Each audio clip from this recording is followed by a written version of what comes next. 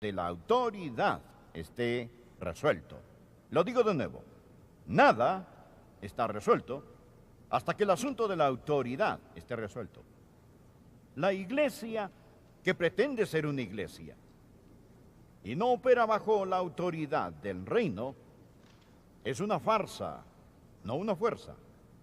Todo creyente que no ha descubierto el tremendo valor y poder de la autoridad del reino no está haciendo uso de sus privilegios.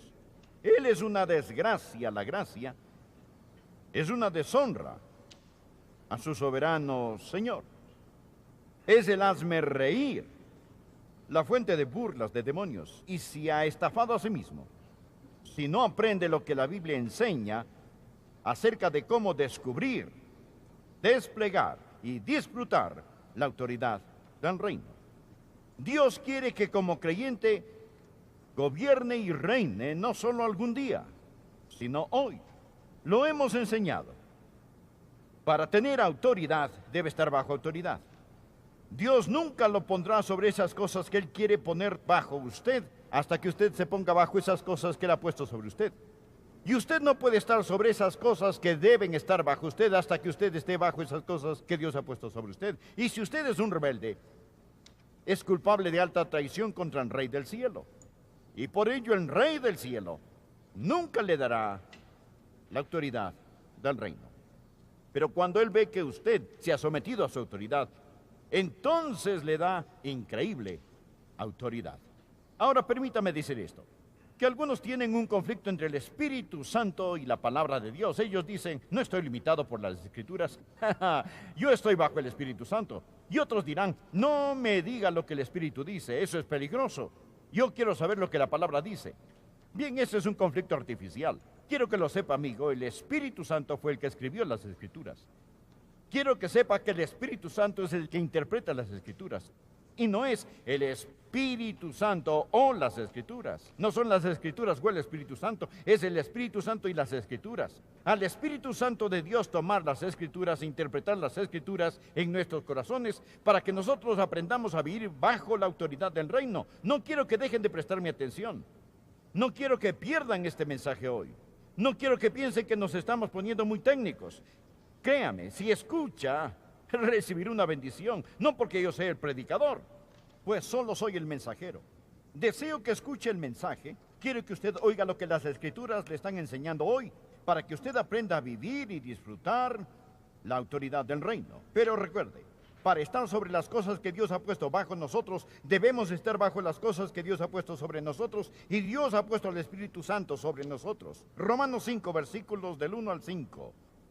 Justificados pues por la fe, tenemos paz para con Dios por medio de nuestro Señor Jesucristo, por quien también tenemos entrada por la fe a esta gracia, en la cual estamos firmes y nos gloriamos en la esperanza de la gloria de Dios. Y no solo esto, sino que también nos gloriamos en las tribulaciones, sabiendo que la tribulación produce paciencia, y la paciencia prueba, y la prueba esperanza, y la esperanza no avergüenza, porque el amor de Dios ha sido derramado en nuestros corazones por el Espíritu Santo que nos fue dado. Ahora, hay tanto que comentar en estos versículos, pero resistiremos. Simplemente veremos el versículo 5 donde dice, el amor de Dios ha sido derramado en nuestros corazones por el Espíritu Santo que nos fue dado. Eso simplemente significa que el Espíritu Santo es el que toma las cosas de Dios y nos las da a nosotros. El Espíritu Santo de Dios es quien toma el amor de Dios, lo trae a nosotros y lo derrama en nuestros corazones, nos ayuda a entenderlo y luego a compartirlo, llegando a ser el amor que vale encontrar y vale compartir. Esto proviene del Espíritu Santo de Dios. Debido al tiempo, adelantémonos un poco. Quiero que pasemos al versículo 17, que es el versículo clave de todos los que tengo que decir hoy. Estas son las cosas que el Espíritu Santo le está enseñando. Leamos el versículo 17. Pues si por la transgresión de un solo reinó la muerte, mucho más reinarán en vida por uno solo, Jesucristo, los que reciben la abundancia de la gracia y del don de la justicia. Vamos a reducir la velocidad de este versículo. Hay tres palabras o tres frases que quiero que aprenda. La primera es la palabra uno, uno. La segunda, que deseo que por favor mire, es la palabra reino, R-E-I-N-O. Y la tercera son dos palabras, mucho más. Las encontraremos todas en este versículo. Pero permítame decirle que si retrocede y lee los versículos del 12 al 21, encontrará que la palabra uno se usa 11 veces. Permítame mostrarle de lo que estamos hablando. Por ejemplo, mire el versículo 12. Por tanto, como el pecado entró en el mundo por un hombre. Mire el versículo 15. Pero el don no fue como la transgresión, porque si por la transgresión de aquel uno murieron los muchos. Ahora el versículo 16. Uno que pecó.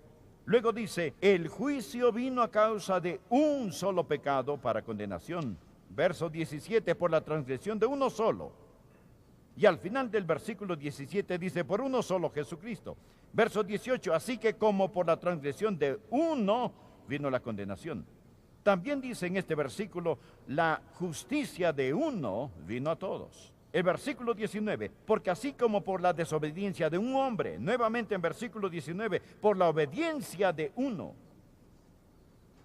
¿Está captando el tema? Uno. La palabra uno se utiliza 11 veces. La palabra reino se usa 5 veces en este pasaje. Por favor, lee el versículo 14. No obstante, reinó la muerte. Ahora, verso 17, por la transgresión de uno solo reinó la muerte. Versículo 17, mucho más reinarán en vida. Verso 21, así como el pecado reinó para muerte. De nuevo el versículo 20, la gracia reine por la justicia. Reinar significa gobernar, tener la autoridad del reino. Usted dirá, pastor, no entiendo lo que dice, simplemente está leyendo un montón de palabras. Todo lo que estoy tratando de hacer es que vea el tema y lo vamos a desarrollar, ¿de acuerdo? Entonces, una palabra clave es la palabra uno. Otra palabra clave es la palabra reino. Bien, la frase clave es mucho más. Amigos, no pierdan esto. Hay una increíble bendición aquí. Por favor, mire el versículo 9. Pues mucho más, estando ya justificados en su sangre. Ahora, el versículo 10. Mucho más, estando reconciliados. Luego el versículo 15. Abundaron mucho más, para los muchos la gracia. El 17. Mucho más, reinarán en vida por uno solo. El 20. Sobreabundó, o mucho más abundó la gracia. Ahora veamos lo que esto significa. Lo que él está diciendo es esto. Hay dos reinos. Existe el reino de las tinieblas y el reino de la luz. Existe el reino de Satanás y el de Dios. Existe el reino de la vida y el de la muerte. Existen dos reinos. Y luego dice que hay dos hombres asociados con cada reino. Un hombre es Adán, el otro hombre es Jesús. Lo que él está diciendo es que usted está en uno de esos reinos. O usted está con Adán en el reino de la muerte, o está con Cristo reinando en el reino de la vida. Pero un reino gobernará y reinará sobre usted, o el otro reino gobernará y reinará sobre usted. Regresemos, leamos el versículo 17. Pues si por la transgresión de un solo reinó la muerte, ese fue Adán, mucho más de una manera más grande reinarán en vida por uno solo, no en algún día lejano, sino que reinarán en vida Jesucristo, los que reciben la abundancia de la gracia y del don de la justicia. ¿Tiene esto sentido para usted? Espero que sí. Los dos hombres son Adán y Jesús. Los dos reinos son de la muerte y de la vida. La idea es que todos los que nos ven por medio de la televisión o nos escuchan por radio, todos estamos en uno de esos dos reinos. O usted está en el de Adán o usted está en el de Cristo. Usted está en el reino de las tinieblas o en el reino de la luz. Ahora, cuando usted sale de Adán y entra en Jesús, usted adquiere mucho más en Jesús que lo que perdió en Adán. Esa es la razón por la que continúa diciendo mucho más, mucho más, mucho más. Ahora, todo esto es para preparar el escenario, ¿comprende? Bien, ahora, aquí vamos. Primero estudiaremos lo que nosotros perdimos en Adán. Segundo, vamos a ver lo que nosotros ganamos en Cristo. Y tercero, vamos a ver lo que debemos hacer al respecto. Esto es simple, ¿verdad? De acuerdo, vamos. qué es lo que perdimos en Adán? O pongámoslo positivamente, ¿qué recibimos de Adán? Ahora, pasemos al versículo 19. Porque así como por la desobediencia de un hombre muchos fueron constituidos pecadores, así también por la obediencia de uno los muchos serán constituidos justos. Ahora, ¿quién fue el que desobedeció? Su nombre fue Adán. ¿Quién fue el que obedeció? Su nombre es Jesús. ¿Qué recibimos de Adán? Recuerde que Adán fue el primer hombre.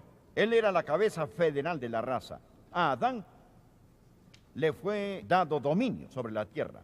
Cuando Dios creó a Adán y Eva, Él dijo que ejerza dominio. Pero Adán se vendió en esclavitud. Adán pecó y se convirtió en esclavo, en sirviente de Satanás. Y nosotros somos sus descendientes. Somos su familia. Y recuerde esto.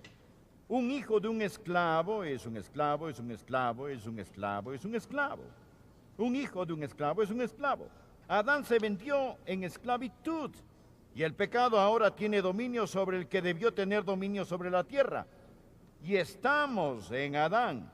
Y porque estamos en Adán sin el nuevo nacimiento, nos identificamos con él en esta esclavitud. Ahora, tenemos nuestras raíces en Adán. A veces la gente piensa que estamos conforme a la imagen de Dios. Dicen, el hombre está conforme a la imagen de Dios. Veamos, amigos, eche un vistazo. ¿Piensa que Dios está en estas condiciones? Adán estaba a la semejanza de Dios. Nosotros estamos a la semejanza de Adán. La Biblia dice que Adán engendró un hijo a su semejanza, conforme a su imagen, a la imagen de Adán. La imagen de Dios estaba en Adán, pero la imagen de Dios ha sido desfigurada. Nosotros no llevamos la imagen de Dios. Solo ecos débiles de la imagen de Dios están en nosotros. Lo que vemos en todos nosotros es la imagen de Adán. Ahora, usted nunca ha visto a un hombre como Dios lo diseñó. Usted nunca ha visto lo que Dios tenía en mente. Hemos heredado algo de Adán. ¿Y qué recibimos de Adán? Bien, continuemos leyendo. Primero, lo que recibimos de Adán. Recibimos debilidad en lugar de poder. Mire el verso 6. Porque Cristo, cuando aún éramos débiles, a su tiempo murió por los impíos. En Adán, usted recibió debilidad en lugar del poder. Ahora, la debilidad de la que está hablando aquí es la debilidad espiritual. Dios le dio poder a Adán para hacer lo que Dios quería que él fuera. Pero él perdió ese poder, él perdió esa autoridad. Y Dios quiere que usted tenga una vez más autoridad y poder para que sea lo que usted debe ser. ¿Qué otra cosa ganamos en Adán? Ganamos debilidad en lugar del poder. Verso 6. Ganamos impiedad en vez de piedad. Verso 6. Mírelo. Porque Cristo, cuando aún éramos débiles, a su tiempo murió. ¿Por qué? Los impíos. No solo recibimos debilidad de Adán, recibimos la impiedad de Adán. Ser impío no quiere decir servil. Ser impío simplemente quiere decir no ser como Dios. No significa que usted es un asesino, que usted es un violador. Simplemente significa que usted no es piadoso. Usted no es a la imagen de Dios. Usted no es piadoso. ¿Por qué? Por Adán. ¿Y qué más recibimos de Adán? Recibimos guerra en lugar de paz. Mire por favor el verso 10. Porque si siendo enemigos fuimos reconciliados con Dios. ¿Sabía que si usted está en Adán es enemigo de Dios? ¿Sabe qué es el pecado? Pecado es la traición más grande contra el Rey del cielo. El pecado es poner su desafiante puño en el rostro de Dios. Usted dirá, no soy enemigo de Dios, pastor. Puede ser que no sea salvo, pero no soy enemigo de Dios. Quizás no he dado mi corazón a Jesús, pero no soy enemigo de Dios. Bien, oigamos lo que Jesús dice al respecto. Mateo capítulo 12, verso 30. El que no es conmigo, contra mí es. Y el que conmigo no recoge, desparrama. O usted recoge para Cristo o usted trabaja contra Cristo. Si usted no está con Cristo, usted está contra Cristo. Usted no puede ser neutral. Pilato lo intentó y fracasó miserablemente. Hoy deseo decir a cada uno de ustedes que si usted no está entregado 100% a Jesucristo, usted está 100% en contra de Jesucristo. Necesita entenderlo. Nosotros recibimos todo eso de Adán. Hemos estado pensando en lo que perdimos por un hombre, Adán. Ahora pensemos en lo que ganamos mediante un hombre, Jesús. La idea es que ganamos mucho más de lo que perdimos en Adán. De eso está hablando. Por favor, observe. Primero hay el mucho más de nuestra justificación. Noten el versículo 9.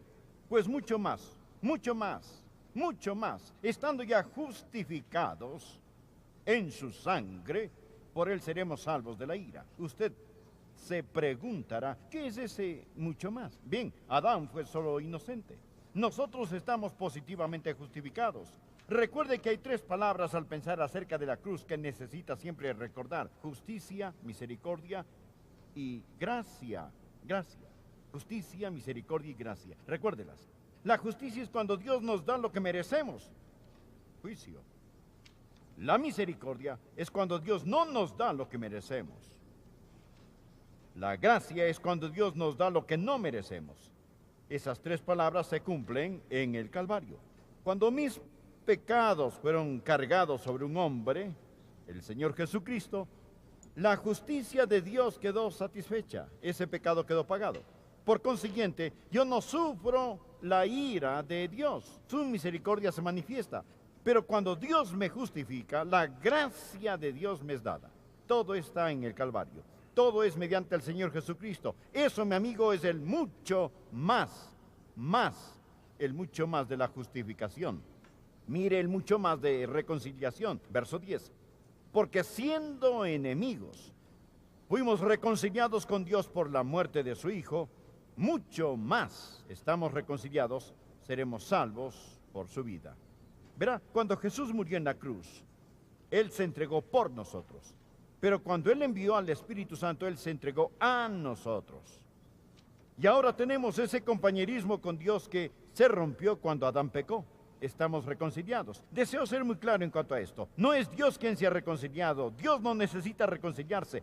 Somos nosotros los que nos reconciliamos con Dios. Bien, se preguntará, ¿cómo tenemos mucho más de lo que Adán tenía? Amigo, Adán caminó con Dios en el huerto, pero yo tengo el Espíritu Santo dentro de mí. Mucho más. Mucho más. ¿Qué reconciliación? Amigo, es mucho más. Y existe el mucho más de la justificación. Mire el versículo 17. Pues si por la transgresión de uno solo reinó la muerte, mucho más reinarán en vida por uno solo, Jesucristo, los que reciben la abundancia de la gracia y el don de la justicia. Recuerde, Adán solo era inocente. Yo soy positivamente justificado. Cuando Adán pecó, se le podía cargar pecado en su cuenta. Si yo peco, nunca se me podrá cargar a mi cuenta. Usted dirá, Adrián, si creo eso, me puedo salvar y pecar todo lo que quiera. Yo peco todo lo que quiero. Peco más de lo que quiero. No quiero pecar. Si usted quiere, necesita salvarse. Necesita cambiar sus deseos. No, usted necesita nuevos deseos. Necesita nacer de nuevo. Adán era inocente, pero pecó. Cuando pecó, el pecado se le podría cargar a su cuenta, pero nunca podrá cargarse a su cuenta. ¿Está listo para recibir una bendición?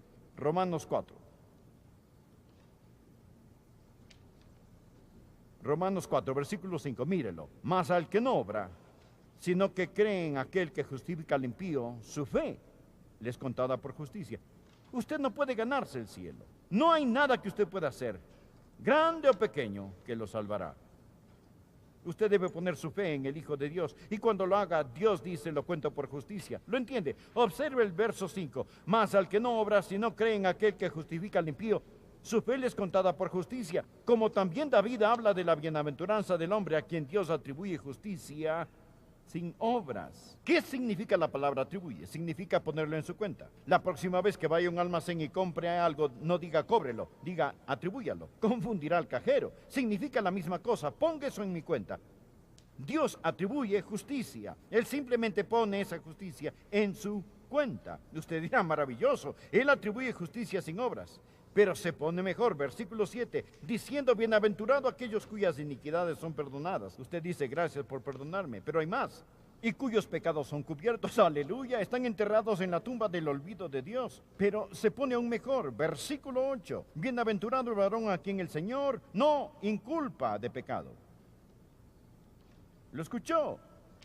Bienaventurado el varón a quien el Señor no inculpa de pecado. El Señor no solo perdona mi pecado, no solo cubre mi pecado, sino que también dice, no te inculparé de pecado.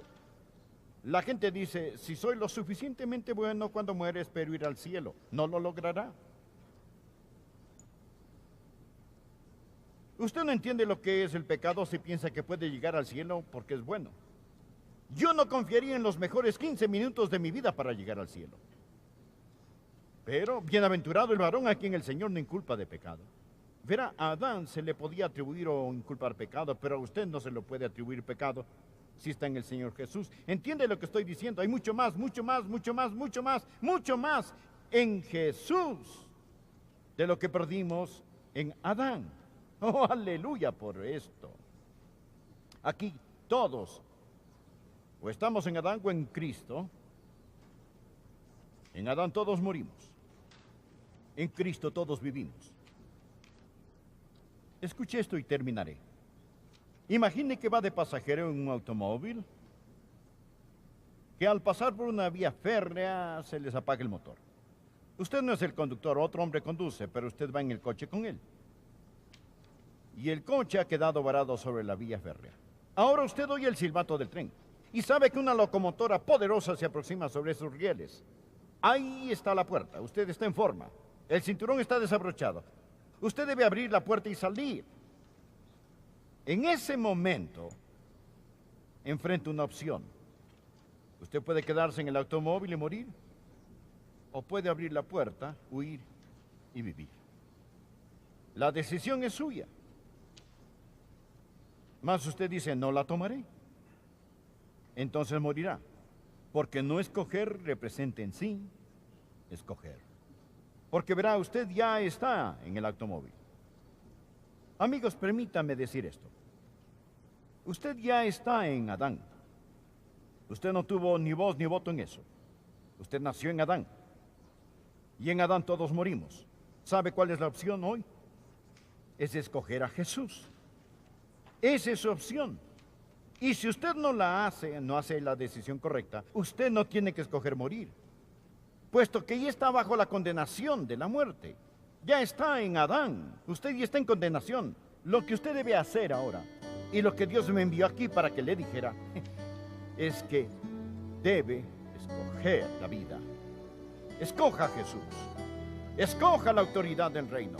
Si yo tuviera 10,000 millones de vidas para vivir, se las daría todas a Jesús. Amigo, ¿me permite un minuto?